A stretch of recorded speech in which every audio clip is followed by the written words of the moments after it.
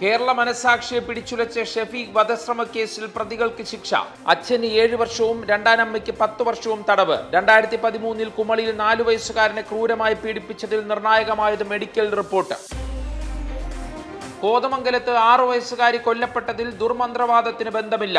അനീഷ കൃത്യം നടത്തിയത് സ്വന്തം കുട്ടിയല്ലാത്തതിനാൽ മന്ത്രവാദി നൌഷാദിന്റെ സ്വാധീനമില്ലെന്നും പോലീസ്.